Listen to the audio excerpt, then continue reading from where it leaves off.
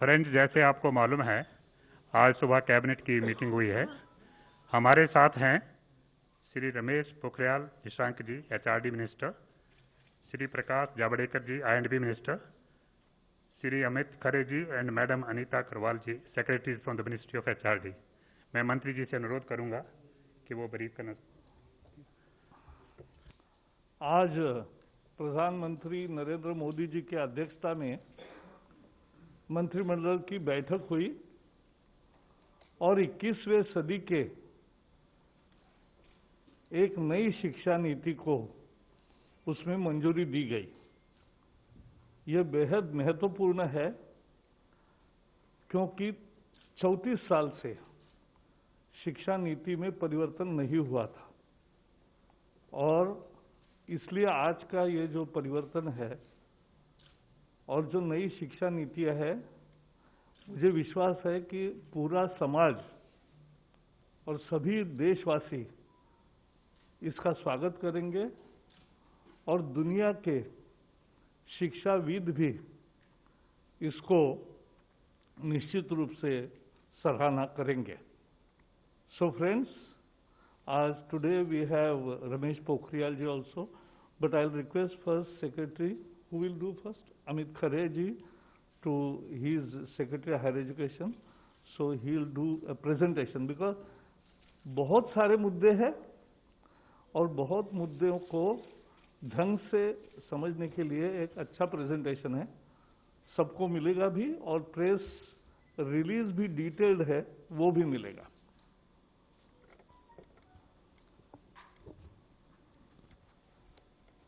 माननीय मंत्री श्री प्रकाश जावड़ेकर जी, माननीय मंत्री श्री रमेश पोखरियाल निशंक जी, मेरे सहकर्मी सचिव स्कूल शिक्षा एवं साक्षरता अनीता करवल जी, प्रेस एवं मीडिया के सभी बंधुओं, जैसा माननीय मंत्री जी ने बताया, आज ऐतिहासिक दिन है।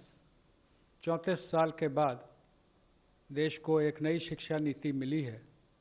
मैं संक्षिप्त प्रस्तुतिकरण के माध्यम से पुरानी शिक्षा नीति के मुकाबले हम नई शिक्षा नीति में कहाँ हैं, जो बड़े परिवर्तन हैं वो क्या हो रहे हैं उच्च शिक्षा, स्कूल शिक्षा में, और इसका क्या आउटकम रहेगा, कितने छात्र छात्राएं लाभान्वित होंगे, किस प्रकार से नए संस्थान खुलेंगे, इस पर एक प्रेजेंटेशन है। सर ज़्यादा लंबा नहीं है, it is 11 slides. I'll just give you the background that starting with the University Education Commission way back in 1948, there was Secondary Education Commission followed by Kothari Commission. And Kothari Commission was the one which led to the formulation of the National Policy on Education in 1968. Now from 68 to 86, the same policy continued. 86, there was the new policy, the NPE, National Policy on Education 86.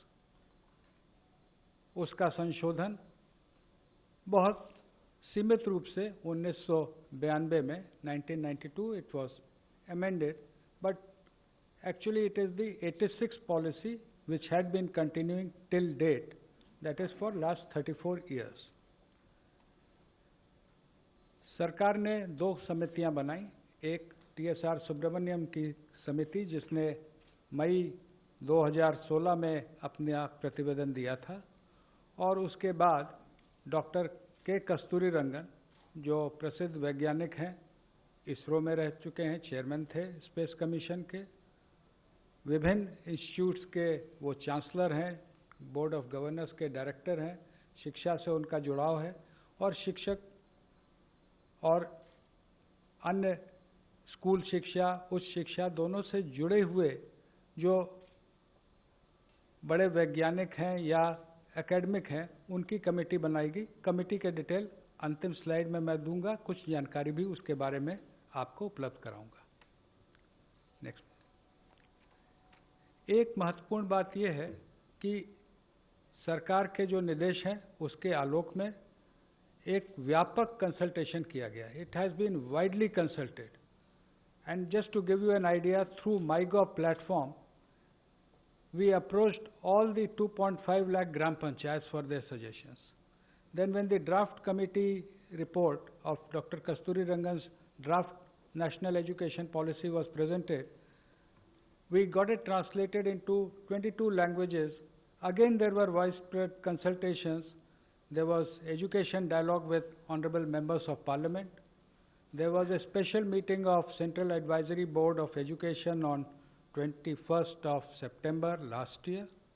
There was also a special meeting, Parliamentary Standing Committee on Human Resources had taken a special meeting on 7th of November. So there has been wide consultation not only with the governments, state governments, with central ministries, state governments, with the academia, but also the involvement of the common people. लोगों से राय ली गई कि आप अपनी शिक्षा नीति में क्या देखना चाहते हैं, और इसके आधार पे जो शिक्षा नीति और उसके बड़े रिफॉर्म्स हैं, उसमें उच्च शिक्षा में हम 2035 तक 50% GER ग्रॉस एनरोलमेंट रेशियो तक पहुंचेंगे, और उसके लिए होलिस्टिक एजुकेशन की नई व्यवस्था लाई जा रही है, जिसका सबसे बड़ा अंग है मल्टीपल एंट्री एंड एग्जिट। आज की व्यवस्था में यदि 4 साल इंजीनियरिंग पढ़ने के बाद या 6 सेमेस्टर पढ़ने के बाद किसी कारणवश मैं आगे नहीं पढ़ सकता हूं, तो मेरे पास कोई उपाय नहीं है, मैं आउट ऑफ द सिस्टम हो जाता हूं। Multiple entry and exit system में ये रहेगा कि 1 साल के बाद सर्टिफिकेट, 2 साल के बाद डिप्लोमा, 3 या 4 साल के बाद डिग्री, यानी और multiple entry through academic bank of credit, जो नीचे बुलेट है कि मेरे जो क्रेडिट फर्स्ट ईयर के हैं, सेकेंड ईयर के हैं, जैसे बैंक के सेविंग अकाउंट होते हैं, वैसे ही एकेडमिक क्रेडिट में डिजी लॉकर के माध्यम से हमारे वहाँ पर क्रेडिट रहेंगे, so that in the third year if I want to take a sabbatical for a year, or I want to take a break for any reason, family condition or otherwise for some time, and I return after a fixed period, within a fixed period of which will be prescribed by the new Higher Education Commission. If I come back to the education system, I will not be asked to repeat the first and second year. My credits are already there in the academic credit bank. I will utilize those credits for my further education.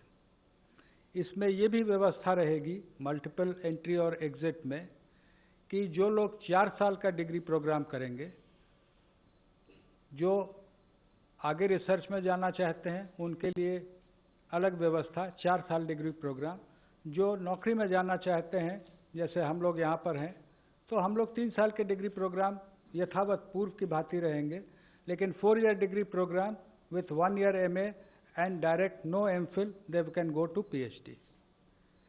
एक और व्यवस्था जो इसमें की गई है वो ये है कि ये सारे प्रोग्राम जो होंगे ये मल्टी डिसिप्लिनरी होंगे।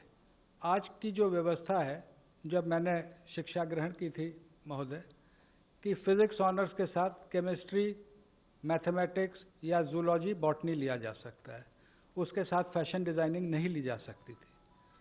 मल्टीपल डिसिप्लिनरी एजुकेशन की जो हम लोग बात कर रहे हैं, उसमें मेजर और माइनर की व्यवस्था होगी। जो मेजर प्रोग्राम जो डिसिप्लिन का है, उसके अलावा माइनर प्रोग्राम भी लिए जा सकते हैं। इसका फ़ायदा ये होगा, 2 फायदे इस पूरे सिस्टम के, कि आर्थिक या अन्य कारण से जो लोग ड्रॉप आउट हो जाते हैं वो वापस सिस्टम में आ सकते हैं बिना अपना समय गंवाए हुए। दूसरा कि जो अलग अलग विषयों में रुचि रखते हैं, बहुत से फिजिसिस्ट होते हैं जो कि म्यूज़िक में रुचि रखते हैं, लेकिन उसके लिए फॉर्मल उनको कोई व्यवस्था नहीं रहती है। नई व्यवस्था में मेजर और माइनर्स के माध्यम से ये व्यवस्था रहेगी कि व्यक्ति मल्टी डिसिप्लिनरी, वेल राउंडेड, अपने इंटरेस्ट के हिसाब से इंजीनियरिंग और म्यूज़िक अगर सीखना चाहता है, अगर वहाँ संस्थानों को मल्टी डिसिप्लिनरी बनाया जाएगा, यूनिवर्सिटीज़ को मल्टी डिसिप्लिनरी बनाया जाएगा, वहाँ वो शिक्षा ले सकता है। Next please. Graded autonomy of autonomous colleges, ये आप में से प्रायः बहुत लोग अवगत होंगे कि हमारे देश में लगभग 45,000 कॉलेजेस हैं जिनको हम संबद्धता प्राप्त एफिलिएटेड कॉलेजेस कहते हैं। किसी किसी विश्वविद्यालय में तो इनकी संख्या 800 तक पहुंच गई, जिसके कारण न केवल गुणवत्ता में गिरावट आती है बल्कि विश्वविद्यालय परीक्षा केंद्र ही बने रहते हैं, लगातार वहाँ परीक्षा चलती रहती है। ग्रेडेड ऑटोनॉमी की व्यवस्था ये होगी कि उनके एक्रेडिटेशन स्टेटस के आधार पर A+, A, B, उनको अलग अलग एडमिनिस्ट्रेटिव और एकेडमिक ऑटोनॉमी और फाइनेंशियल ऑटोनॉमी कॉलेजेस को दी जाएगी। जो A+ हैं वो ज़्यादा ऑटोनॉमी पाएंगे, A वाले उससे कम, और B ग्रेड में जो रहेंगे उनको कहा जाएगा कि आप अपने आप में सुधार लाएं, तब आपको आगे इसमें व्यवस्था की जाएगी। नेशनल मिशन ऑन मेंटरिंग, जिसमें जो हमारी फैकल्टी है उसके उन्नयन और जो हमारे छात्र हैं उनको अच्छे मेंटर मिले, उनके एलुमनाई से, उनके टीचर से, इसकी व्यवस्था रहेगी। आज के दिन में as of today we have UGC, AICTE and National Council for Teacher Education. There will be single regulator for higher education. एक रेगुलेटर रहेगा जो कि सारे एजुकेशन, हायर एजुकेशन को एक ही रेगुलेटर देखेगा। उसमें अलग अलग एक्रेडिटेशन के लिए, अप्रूवल्स के लिए, फाइनेंसिंग के लिए अलग अलग वर्टिकल रहेंगे, लेकिन एक रेगुलेटर रहेगा। और वो regulator self disclosure based, online self disclosure based transparent system पे काम करेगा। हर चीज़ के लिए बार बार इंस्पेक्शन टीम बना के भेजने की जो वर्तमान व्यवस्था है, उसकी जगह सेल्फ डिस्क्लोजर बेस्ड व्यवस्था लाई जाएगी। As on date, we have different norms for deemed universities, for the central universities, for different individual standalone institutions. The new policy says that for reasons of quality, norms will be same and not as per the ownership. चाहे वो deemed university हो या केंद्रीय विश्वविद्यालय हो या राज्य विश्वविद्यालय हो, शिक्षा के जो स्टैंडर्ड्स होंगे वो सबके लिए कॉमन होंगे। फी फिक्सेशन पर भी समिति ने जो रिकमेंडेशन की थी उसका विस्तृत उल्लेख पॉलिसी में किया गया है। ब्रॉड रेगुलेटरी फ्रेमवर्क के अधीन फी पर कैप रखा जाएगा। पब्लिक और प्राइवेट दोनों और फिलैंथ्रोपिक पार्टनरशिप भी रहेंगी, लेकिन जैसे मैंने कहा फी फिक्सेशन पर के लिए भी इस पॉलिसी में व्यवस्था की गई है। और जो शुरू से हमारा लक्ष्य रखा है कि GDP का 6% शिक्षा के क्षेत्र में व्यय होना चाहिए। अभी as on date it is around 4.43%, including the state government, centre and the state government. That we will work together, that is the central government, state governments will work together to achieve 6%. National research foundation, USA में national science foundation के बारे में आप में से बहुत लोगों ने सुना होगा, उसके बारे में पढ़ा होगा कि वहाँ के रिसर्च प्रोजेक्ट्स जो होते हैं वो फाउंडेशन NSF के माध्यम से स्पॉन्सर होते हैं। हमने उसको थोड़ा सा सरकार ने विस्तृत करके नेशनल रिसर्च फाउंडेशन, इसमें न केवल साइंस बल्कि सोशल साइंस भी शामिल होगा। और ये नेशनल रिसर्च फाउंडेशन जो बड़े प्रोजेक्ट हैं उनकी फाइनेंसिंग करेगा। और इससे हम समझते हैं कि शिक्षा के साथ रिसर्च में जो हमको आगे आना है, जो रिसर्च, इनोवेशन, पेटेंटिंग, इसमें हम आगे बढ़ सकेंगे। शिक्षा के अंतर्राष्ट्रीयकरण के बारे में पॉलिसी ने विस्तार से चैप्टर 12 में उल्लेख किया है। और उल्लेख ये है कि हम अपने देश के शिक्षा को, की उच्च शिक्षा को इस स्तर का बनाएंगे कि बाहर के विद्यार्थी हमारे साथ आएँ और जो एक्सचेंज होते हैं वो देश के उच्च शिक्षण संस्थानों और विदेश के हाई रैंकिंग उच्च शिक्षण संस्थानों के बीच हों। स्टैंड अलोन जो हमारे इंस्टीट्यूशंस हैं उनको मल्टीडिसिप्लिनरी बनाने की ओर हम बढ़ेंगे। टेक्नोलॉजी का व्यापक उपयोग ड्राफ्ट पॉलिसी में भी उल्लेखित था। कोविड के कारण पूर्व से ही व्यापक उपयोग होने लगा है। पॉलिसी में लिखा है कि टेक्नोलॉजी का व्यापक उपयोग होगा विथ इक्विटी यानी हम समावेशी रूप से टेक्नोलॉजी का उपयोग करेंगे, लेकिन इस प्रकार से करेंगे कि जो हमारे साथी पीछे हैं या जो आर्थिक कारणों से जिनके पास डिवाइस या कनेक्टिविटी में रुकावट है, तो हम उनको साथ लेते हुए आगे बढ़ेंगे। No child should be left behind. Technology will be used, but every child will be taken on board. Indian knowledge system के बारे में जो विस्तार से चर्चा की गई है, लेकिन सभी भाषाओं पर ध्यान देते हुए जो हमारे इंस्टीट्यूट्स हैं, लैंग्वेज फैकल्टी के रिसर्च जो लैंग्वेज पे होता है, जो क्लासिकल इंस्टीट्यूट हैं जैसे क्लासिकल तमिल, क्लासिकल तेलुगु, कन्नड़, और जो CIL मैसूर है जिसमें और इंडियन लैंग्वेजेस हैं, उन सब पे ये जोर दिया जाएगा कि जो साइंटिफिक और लिटरेचर है जो अलग अलग भाषाओं का है उसको हम लोग आगे लाएं, और ट्रेडिशनल आर्ट्स, जो आर्ट्स यानी कि उसमें क्राफ्ट्स भी सम्मिलित हैं, लोक विद्या जिसको हम कह सकते हैं, जो पीछे कई बार हम लोग मॉडर्नाइज होने के लिए आगे बढ़ते हैं लेकिन जो हमारे लोक विद्याएं छूट जाती हैं उनको भी हम आगे ले जाएंगे। और टेक्नोलॉजी का जैसे मैंने आपसे उल्लेख किया, यूज़ ऑफ टेक्नोलॉजी, इसमें 4 मुख्य हैं।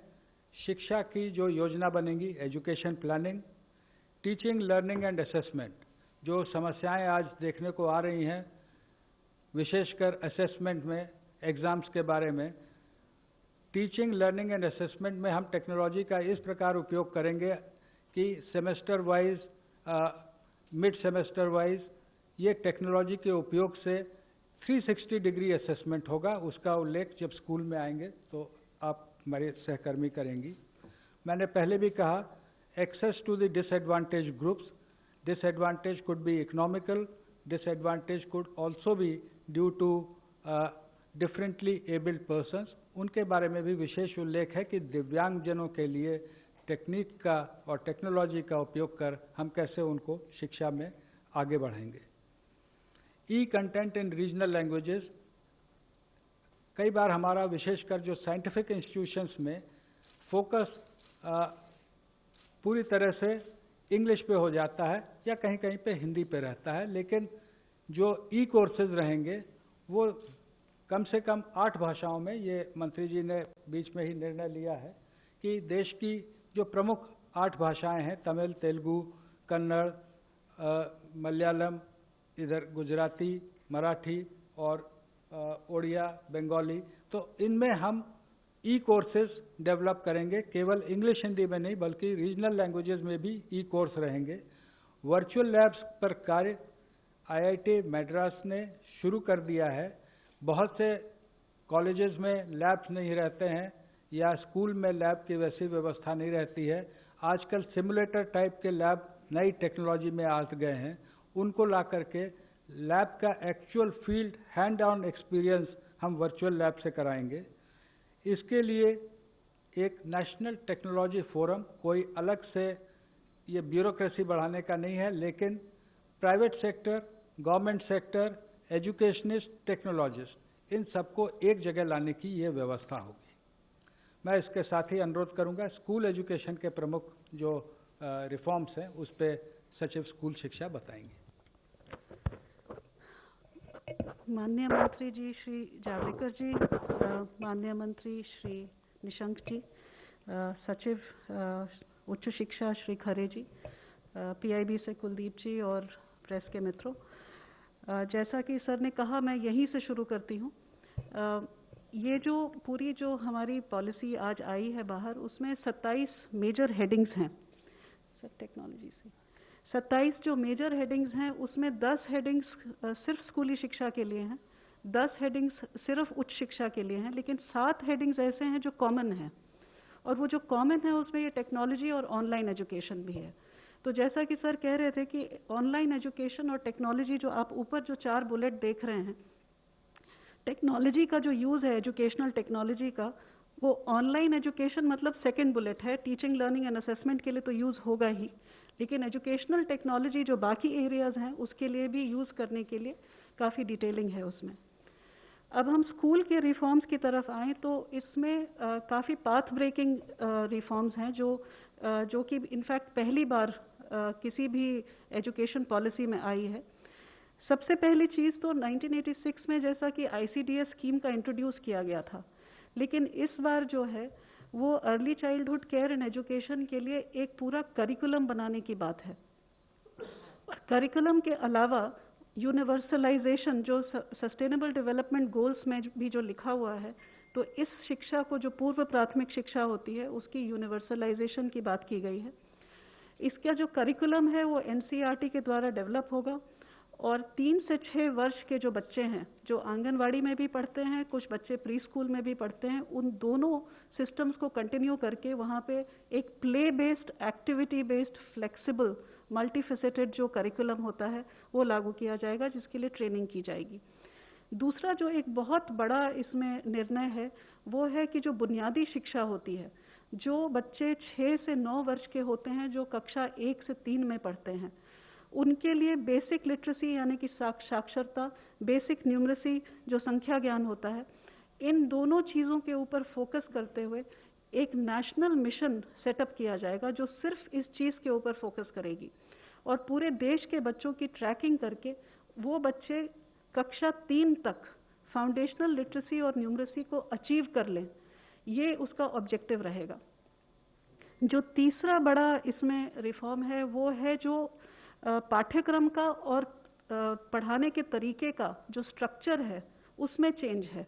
आप सब जानते हैं कि अभी 10+2 स्ट्रक्चर है, जिसमें जो पहले 10 वर्ष हैं उनका एक तरह से फेज वाइज करिकुलम होता है, फिर सडनली जब आप सेकेंडरी में जाते हैं, +2 में जाते हैं, तो सब्जेक्ट जो है स्पेशलाइजेशन होने लगती है।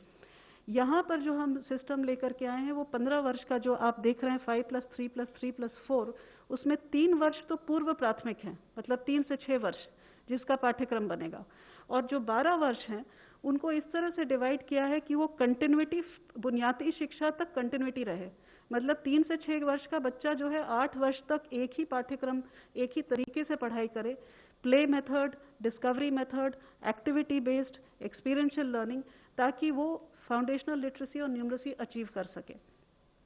जो मिडिल स्कूल होगा, जो 6 to 8 वाला जो कक्षा है, उसमें जो है वो सब्जेक्ट इंट्रोडक्शन होगी और फिर सब्जेक्ट की एक्सप्लोरेशन होगी और वो मल्टी डिसिप्लिनरी अप्रोच होगा। उसी तरह जो +4 लिखा है वो 9th to 12th है। इसमें भी जैसा कि सर कह रहे थे, जैसा हायर एजुकेशन में है, कोई स्ट्रीम्स नहीं है, मल्टी डिसिप्लिनरी होगा। अगर बच्चा फिजिक्स के साथ, जैसा सर ने कहा, फैशन स्टडीज लेना चाहे, बेकरी, कन्फेक्शनरी कुछ पढ़ना चाहे केमिस्ट्री के साथ, इट विल बी परमिटेड। तो ये पेडागोजिकल स्ट्रक्चर चेंज है, इसमें कोई फिजिकल स्ट्रक्चर यानी कि स्कूल की बिल्डिंग को चेंज करने की ज़रूरत नहीं है, ये पाठ्यक्रम में चेंज है। जो करिकुलम है इसमें खास करके भारण दिया गया है कि साइंटिफिक टेम्पर बच्चे का बचपन से 3 साल की उम्र से लेकर 18 साल तक, और उसी तरह मैथमेटिकल थिंकिंग। इनफैक्ट पॉलिसी में रिकमेंडेशन है कि कक्षा 6 से बच्चे को कोडिंग सिखाई जाएगी, क्योंकि कोडिंग से मैथमेटिकल और कंप्यूटेशनल थिंकिंग की शुरुआत होती है। तो 21st सेंचुरी स्किल्स भी उसके साथ समावेश किए जाएंगे। जो 5वां बुलेट है, जो अभी जो रिजिड सेपरेशन है कि ये एक्स्ट्रा करिकुलर एक्टिविटी है अगर आप स्पोर्ट्स में चले गए, ये को करिकुलर एक्टिविटी अगर आपने डिबेटिंग कर ली, आप म्यूजिक सीखना चाहते हैं तो वो एक्स्ट्रा है, या वोकेशनल सीखना चाहते हैं तो वो नॉन एकेडमिक है। वो सारा जो सेपरेशन है वो हट जाएगा, सारे सब्जेक्ट्स पढ़ाए जाएंगे, music, arts, sports, vocational, academics, everything will be on the same level. Gifted children जो होते हैं, जो टैलेंटेड होते हैं, उनको आइडेंटिफाई करना बहुत ज़रूरी होता है, ये इंक्लूजन के लिए बहुत ज़रूरी है। सर ने इंक्लूजन की जो बात की, यहाँ पे 2 तरह का इंक्लूजन है। जो बच्चे PWD, पर्सन्स विद डिसेबिलिटीज़ हैं, 21 टाइप्स ऑफ डिसेबिलिटी, उनका इंक्लूजन के लिए स्पेसिफिक इसमें रिकमेंडेशंस हैं। उसी तरह जो गिफ्टेड बच्चे होते हैं, जो किसी भी पॉपुलेशन के 3 से 4% के बच्चे जो होते हैं, जो जीनियसेस माने जाते हैं, उनके लिए भी इसके अंदर प्रोविजन है। जो गर्ल चाइल्ड के लिए gender inclusion fund for specifically targeting the girl child development, girl child के लिए और भी बहुत कुछ है, पर मैं यहाँ आपको मेजर रिफॉर्म्स बता रही हूँ। जो कस्तूरबा गांधी बालिका विकास विद्यालय हैं, वो अभी कक्षा 8, कहीं कहीं कक्षा 10 तक है, उनको कक्षा 12 तक हर एक जगह ले जाया जाएगा। जो मेन चीज़ है, जो आप सेकंड लास्ट बुलेट देख रहे हैं, कि जो करिकुलम है हमारा वो इतना हैवी है कि बच्चे जो है life skills, scientific temper, problem solving, critical thinking, उसके लिए उनके पास टाइम ही नहीं है। तो करिकुलम को एसेंशियल कंटेंट तक सीमित किया जाएगा ताकि समय मिले बच्चे को कि ये सब चीज़ एक्सप्लोर कर सके। वो प्रोजेक्ट बेस्ड लर्निंग में जाएगा, एक्टिविटी बेस्ड लर्निंग में जाएगा, एक्सपीरियंशियल लर्निंग में जाएगा। वोकेशनल जो है वो क्लास 6 से शुरू किया जाएगा। ये भी इस पॉलिसी में पहली बार है। पिछली पॉलिसीज़ में दिया हुआ है कि स्कूलिंग में सेकेंडरी लेवल पे वोकेशनल शुरू होगा, ये कक्षा 6 से शुरू किया जाएगा। इसमें इंटर्नशिप्स भी हम पॉलिसी में लेके आए हैं कि बच्चा जो लोकल क्राफ्ट्स पर्सन है या ट्रेड पर्सन है, वहाँ जाकर के बैगलेस डे करके 10 दिन की इंटर्नशिप साथ में उनके साथ बैठ के करे, चाहे वो लॉन्ड्री चलाता हो, कारपेंटर हो, इलेक्ट्रिशियन हो, उसके वहाँ जाके अटैचमेंट करके बच्चा समझे कि लोकल क्राफ्ट्स, ट्रेड्स क्या हैं। जो एक और मेजर रिफॉर्म है वो करिकुलम फ्रेमवर्क, जो हमारा पाठ्यक्रम की जो रूपरेखा होने वाली है वो 4 जगह वो चेंज होने वाली है। एक तो स्कूली शिक्षा की जो एनसीएफ है वो 2005 में बनी थी, 15 साल हो चुके हैं उस बात को, वो नया पाठ्यक्रम आएगा। उसी तरह से जो टीचर्स एजुकेशन जो 2009 में बनी थी, 11 साल पहले, वो भी अब हम हाथ पर लेंगे। जो अर्ली चाइल्डहुड एजुकेशन की मैंने आपसे जो बात करी कि वो भी जो है अब की बार पहली बार इस तरह से बनेगा कि 0 से 3 वर्ष का सब फ्रेमवर्क बनेगा, जिसमें पेरेंट्स को बताया जाएगा कि आप घर पे क्या कर सकते हैं, और 3 से 6 वर्ष का आंगनवाड़ी के अंदर या प्री स्कूल में अगर बच्चा है तो उसके लिए बताया जाएगा। बोर्ड एग्जाम, इसके ऊपर काफ़ी विस्तृत में पॉलिसी में लिखा हुआ है। बोर्ड एग्जाम जो है उसका महत्व जो है उसको कम करने के लिए बहुत सारे तरीके बताए गए हैं। फर्स्ट ऑफ ऑल ये कहा गया है कि मॉड्यूलर एग्जाम्स हो सकते हैं, साल में 1 बार होना ज़रूरी नहीं है, 2 बार हो सकते हैं। बोर्ड एग्जाम्स के लिए हर सब्जेक्ट को, मैथमेटिक्स से शुरू करते हुए हर सब्जेक्ट को 2 लेवल पे ऑफर किया जा सकता है। और तीसरा ये भी कहा गया है कि बोर्ड एग्जाम को 2 भाग में बांटा जाए, ऑब्जेक्टिव एंड डिस्क्रिप्टिव। इस तरह से काफ़ी सारे इसके अंदर पॉलिसी में चीज़ें लाई गई हैं बोर्ड एग्जाम्स के लिए। और ये भी कहा गया है कि बोर्ड एग्जाम सिर्फ नॉलेज के एप्लीकेशन को टेस्ट करे, रोट लर्निंग को नहीं, जो आप रट करके जाते हैं उसको नहीं, लेकिन वहाँ जा करके जो रोज़मर्रा की ज़िंदगी में आपके नॉलेज को अप्लाई करने की बात है उसको टेस्ट किया जाए। जो शिक्षा का माध्यम है उसमें ये लिखा है कि जहाँ तक पॉसिबिलिटी हो वहाँ तक 5वीं कक्षा तक मातृभाषा या नहीं तो क्षेत्रीय भाषा हो या घर की जो भाषा बोली जाती है उसमें पढ़ाया जाए, और हो सके तो 8वीं तक पढ़ाया जाए और उसके आगे भी पढ़ाया जाए जहाँ पॉसिबल हो। एक बड़ी इंटरेस्टिंग चीज़ इसमें लेके आए हैं कि जो बच्चे का जो आप रिपोर्ट कार्ड होता है, आप सबके बच्चों का रिपोर्ट कार्ड आता होगा, वो 2 पेज का होता है। एक साइड सब्जेक्ट लिखे होते हैं और उसमें कुछ मार्क्स और लाल रंग की लाइन वाइन कहीं डाल दी जाती है, और दूसरी साइड लिखा जाता है कि बच्चा क्लास में बात नहीं करता, बस इतने सा रिपोर्ट कार्ड होता है। ये एक होलिस्टिक रिपोर्ट कार्ड की बात हो रही है। इसमें 3 तरह के मूल्यांकन होंगे। एक तो खुद बच्चा अपना मूल्यांकन करेगा, दूसरा सहपाठी जो उसके हैं वो उसका मूल्यांकन करेंगे, और तीसरा उसके शिक्षक उसका मूल्यांकन करेंगे।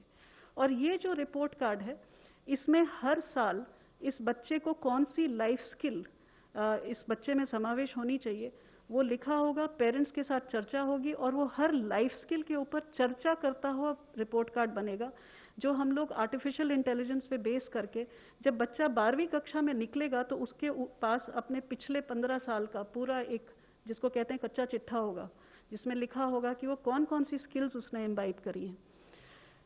हर एक बच्चे का, चूंकि हम बुनियादी शिक्षा के ऊपर बहुत जोर देने वाले हैं, तो ऐसे हर एक बच्चे का लर्निंग आउटकम्स हमको ट्रैक करना पड़ेगा कि उस बच्चे ने बुनियादी शिक्षा, लिटरेसी और न्यूमरेसी उसको अचीव की है या नहीं। तो वो उसकी बात की गई है। एक नेशनल असेसमेंट सेंटर जिसका नाम परख रखा गया है। परख stands for performance analysis review, performance assessment review and analysis of knowledge for holistic development. बच्चे को परखने के लिए क्या करना चाहिए, ये जो सेंटर है, जो हमारे देश में करीब अभी 60 रिकग्नाइज्ड स्कूल बोर्ड्स हैं, उनके लिए स्टैंडर्ड्स, नॉर्म्स, गाइडेंस, ये पहली बार हो रहा है, ये किसी शिक्षा नीति में पहले कभी नहीं आया है। ये गाइडलाइंस देंगे ताकि जो हर एक स्कूल बोर्ड है एक बेंचमार्क जो सेट किया जा रहा है वहां तक पहुंच सके। एनटीए जो है नेशनल टेस्टिंग एजेंसी, वो हर एक यूनिवर्सिटी और कॉलेज को ऑफर करेगी एक एंट्रेंस एग्जामिनेशन, ताकि जो बच्चे हैं एक कॉमन एग्जामिनेशन से कॉलेज और यूनिवर्सिटी में एडमिशन ले सके। ये मैंडेटरी नहीं है, ये ऑफर होगा एनटीए की तरफ से। टीचर्स के लिए एक नेशनल प्रोफेशनल स्टैंडर्ड तैयार किया जाएगा, जिससे टीचर की रोल एक्सपेक्टेशन क्या है और टीचर को किस बेंचमार्क पे पहुंचना है उसके बारे में एक स्टैंडर्ड तैयार किया जाएगा। ये एनसीईआरटी और एनसीटीई मिलकर तैयार करेंगे और ये पूरे देश में लागू होगा। बुक्स की प्रमोशन के लिए बुक ये पढ़ना कितना ज़रूरी है इसके ऊपर हम लोग बहुत जोर दे रहे हैं, क्योंकि बच्चा अगर पढ़ नहीं पाता है तीसरी कक्षा तक तो वो आगे उसका पढ़ाई जो है उसकी बहुत सीमित हो जाती है। तो books, reading and promotion policy, उसी तरह डिजिटल लाइब्रेरीज के ऊपर जोर रहेगा। सर ने जैसा बताया, स्कूल्स में भी एक ट्रांसपेरेंट ऑनलाइन सिस्टम होगा सेल्फ डिस्क्लोजर का स्कूलों का, for public oversight and accountability. अब इसके आउटकम्स क्या होंगे? पहली चीज तो मैंने जैसे कि कहा कि पूर्व प्राथमिक शिक्षा से लेकर के सेकेंडरी स्कूलिंग का यूनिवर्सलाइजेशन 2030 तक करने की बात है, क्योंकि सस्टेनेबल डेवलपमेंट गोल से ये पॉलिसी अलाइंड है। दूसरी चीज की जो बुनियादी शिक्षा है, हर बच्चा जो कक्षा 3 में पहुंचेगा उसकी बुनियादी शिक्षा अचीवमेंट हो वो 2025 मतलब 6 साल के अंदर करने की बात है। 100% GER सेकेंडरी लेवल की 2030 तक। जो हमारे बच्चे आउट ऑफ स्कूल हैं वो हर एक बच्चे को हमें वापस लाना है। जो टीचर्स हैं उनको जो अब नए तरीके से असेसमेंट होने वाला है, मूल्यांकन का तरीका बदलने वाला है, उसके लिए उनकी तैयारी 2023 तक करके उसको हमें लागू कर देना है। जो इंक्लूजन के लिए सर ने ऑलरेडी बात कर ली है कि हमको सारे बच्चों को, हर तरह के बच्चों को, किसी भी बैकग्राउंड से हो, किसी कम्युनिटी से हो, किसी कास्ट से हो, किसी रिमोट एरिया से हो, हर तरीके के बच्चों को समावेश करने के लिए स्पेशल पॉलिसी एस्पेक्ट्स हैं, वो 2030 तक सब पूरे किए जाएंगे। बोर्ड एग्जाम्स का मैंने आपको बता ही दिया है। हर बच्चे का इसमें ये लिखा है कि जब वो स्कूल से निकलेगा तो एक स्किल, एक वोकेशनल स्किल उसको वो हासिल करके निकलेगा। ये भी इसमें पॉलिसी में लिखा है। और जो कॉमन जो स्टैंडर्ड्स बन रहे हैं जो सेल्फ डिस्क्लोजर के, वो पब्लिक स्कूल्स और प्राइवेट स्कूल्स के लिए कॉमन रहेंगे, दोनों को एक ही स्टैंडर्ड में पहुंचने का है। तो ये स्कूल का इतना ही था। अभी सर आपको इसके बारे में बताएंगे। धन्यवाद अनीता जी। We have presented before you in a span of say half an hour the major highlights of the policy. We would again state that it is aimed at bringing transformational change, not incremental change, but transformational change in both higher education sector and the school education. The new system in school will be 5+3+3+4 in place of 10+2. In higher education, there will be multiple entry and exit system, introduction of 4-year courses, common regulatory system by a common regulator, single regulator, National Research Foundation. These are the important highlights of the new policy. प्रारंभ में ही मैंने निवेदन किया था कि doctor कस्तूरी रंगन की अध्यक्षता में समिति बनी थी। इस अवसर पर मंत्रालय, सर आपकी अनुमति से मंत्रालय की ओर से उनका और सभी मेंबर्स का मैं आभार व्यक्त करना चाहूँगा और एक जानकारी अपने मीडिया बंधुओं को देना चाहूँगा कि डॉक्टर कस्तूरी रंगन से मेरी बात हुई है और उन्होंने कहा है कि अगर मीडिया के कोई बंधु उनसे, इसीलिए उनके कॉन्टैक्ट डिटेल दिए गए हैं। If any one of you wish to contact him, he will be available. He is in Bangalore. He will be available for any queries. Thank you, sir. सभी को धन्यवाद। और नेक्स्ट सर, जैसे multilingualism मैंने कहा जी, सभी भाषाओं में आप सभी को धन्यवाद। सबको धन्यवाद। आप पोखरियाल जी, आप समापन करेंगे।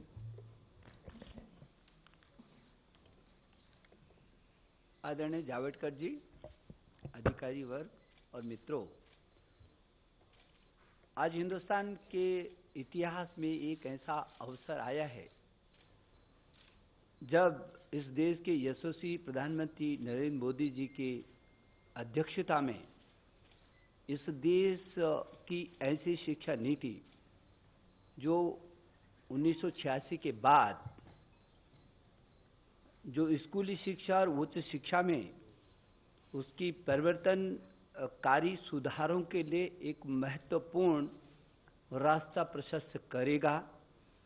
और जो हमारे देश के प्रधानमंत्री ने एक नए भारत के निर्माण की बात की है, जो स्वच्छ भारत होगा, स्वस्थ भारत होगा, सशक्त भारत होगा, समृद्ध भारत होगा, श्रेष्ठ भारत होगा, एक भारत होगा। उस नए भारत के निर्माण में ये नई शिक्षा नीति 2020 मील का पत्थर साबित होगी।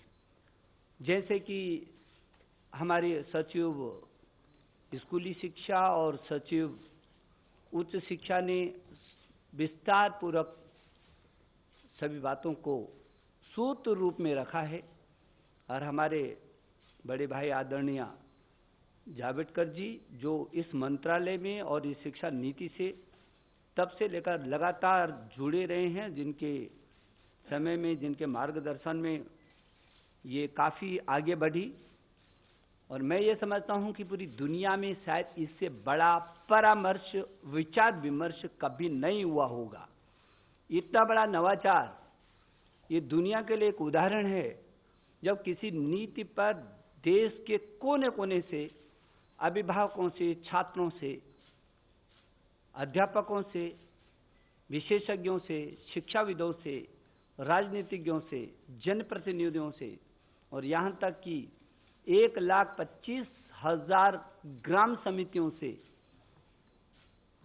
विचार विमर्श किया गया हो, जहाँ सभी सरकारों के साथ भी परामर्श किया गया हो, शिक्षा मंत्रियों से, देश के शिक्षा मंत्रियों से समय समय पर लगातार विचार विमर्श किया गया हो, देश के सभी राज्यों के शिक्षा विभागों के साथ परामर्श किया गया हो, जनप्रतिनिधियों के साथ लगातार बात की गई हो, और राज्यसभा और लोकसभा के सांसदों के साथ प्रदेश वाइज लगातार सुबह से शाम तक इन नीतियों पर, इनके एक एक विषय पर परामर्श और चर्चा की गई हो। संभवतः देश के इतिहास में ये पहली बार ऐसा हो रहा होगा। और इन लंबे रास्तों से होकर के गुजर करके, क्योंकि ये देश की शिक्षा नीति बन रही है, शिक्षा किसी भी व्यक्ति, परिवार, समाज और राष्ट्र की आधारशिला होती है, और इसलिए व्यापक परामर्श और सब लोगों की चर्चाओं के बाद, और जब हमने इसको पब्लिक डोमेन में डाला था उसके बाद भी 2,25,000 के करीब सुझाव आए। उन सुझावों में भी हमने उच्च शिक्षा और स्कूली शिक्षा 2 अलग सचिवालय बनाए, 15-15, 20-20 टीमें विशेषज्ञों की बनाई, व्यापक उनका विश्लेषण किया, और उस सब के बाद इसको एक शिक्षा नीति के इस निचोड़ पर ला करके आज माननीय प्रधानमंत्री जी की अध्यक्षता में हुई जो कैबिनेट है उसने इस पर अपनी अंतिम सहमति दी है। मैं मानव संसाधन विकास मंत्रालय, जो अब शिक्षा मंत्रालय के नाम से जाना जाएगा, उस मंत्रालय की ओर से मैं अपने देश के यशस्वी प्रधानमंत्री जी का आभार प्रकट करना चाहता हूं, पूरी कैबिनेट का आभार प्रकट करना चाहता हूं, और मैं देश के लगभग 1,000 से भी अधिक विश्वविद्यालय, 45,000 से भी अधिक डिग्री कॉलेज, 15 लाख से भी अधिक स्कूल, 1,09,00,000 से भी अधिक अध्यापक, और कुल अमेरिका की जितनी आबादी नहीं है उससे भी अधिक 33 करोड़ से भी अधिक छात्र और छात्राओं को आज के इस ऐतिहासिक दिन पर बधाई देना चाहता हूं, शुभकामना देना चाहता हूं। मुझे भरोसा है कि जो ये हमारी शिक्षा नीति है, ज्ञान, विज्ञान, अनुसंधान, नवाचार, प्रौद्योगिकी से युक्त, संस्कार क्षम, मूल्य परक, हर क्षेत्र में हर परिस्थिति का मुकाबला करने वाली, पूरी दुनिया के लिए भारत में ज्ञान की महाशक्ति के रूप में उभर करके आएगी। जब पूरी दुनिया का सबसे बड़ा गंतव्य, शिक्षा का गंतव्य हिंदुस्तान होगा। मैं एक बार फिर आप सबको भी शुभकामना देना चाहता हूं, और आज तो ये नीति में मुख्य क्या क्या बिंदु हैं, इन बिंदुओं की चर्चा की। लेकिन कभी भी आपको चर्चा करनी हो तो मैं समझता हूं कि उसके लिए हमेशा चर्चा के लिए समय है, और इस पे इतनी व्यापक चर्चा हुई है। लेकिन इस नीति को नीचे तक ले जाने के लिए आपकी भी सहयोग की हमको ज़रूरत पड़ेगी। एक बार प्रकाश भाई को भी मैं बहुत धन्यवाद देना चाहता हूँ। बहुत बहुत धन्यवाद।